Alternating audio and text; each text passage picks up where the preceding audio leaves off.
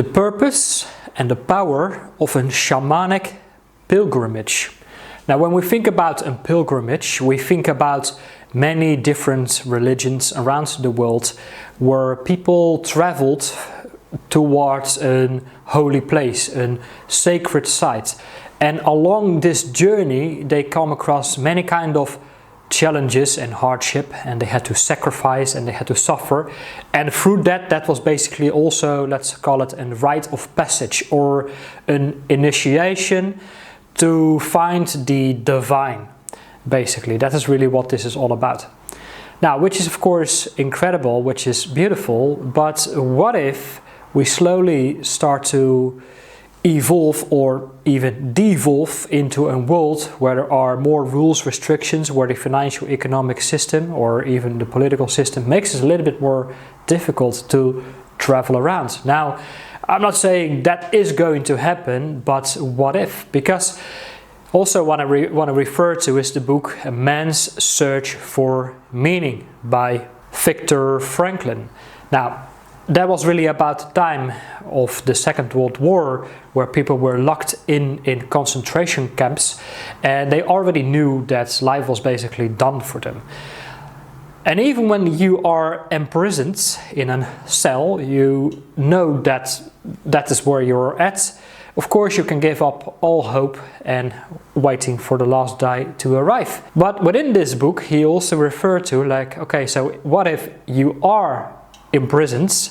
How do you still find a connection with the divine? How do you still find some sort of hope or inspiration within yourself? So let's continue to explore this further, because this is indeed a two-way street. Because we can indeed travel towards sacred sites. I mean, when I was around 22 years old, I was always working hard. I had this car cleaning business, I had my college, and on my only day off, I was sailing the lakes with my catamaran. But still, I started to feel empty, lonely. I started to experience a void within me.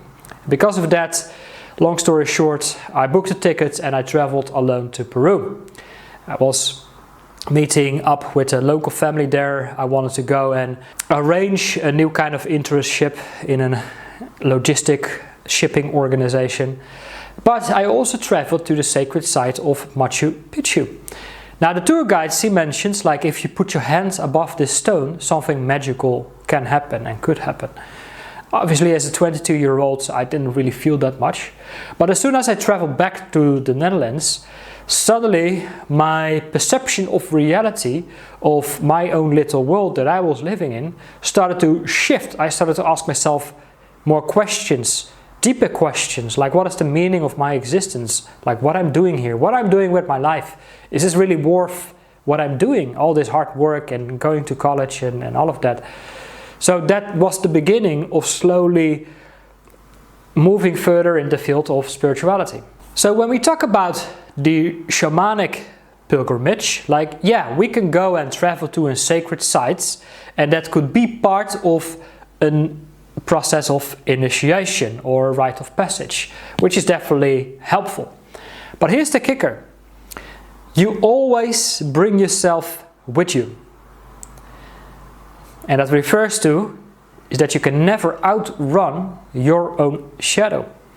So when we talk about shamanism, it's not about a spiritual belief or a religion. Like people part of a religion, they go on a pilgrimage to a holy site, to Mecca, for example, in order to find the touch of the divine. Shamanism is much more about working with the subconscious minds, the shadow aspects that exist within us, working with the unseen worlds and embracing that and venturing out into that world of the unseen darkness that perhaps exists within us as we continue to live in the emotional dark ages, and we haven't really figured out much of our emotions that are stored within us. That could of course do something for us, like it could scatter our old ego of our perception of reality.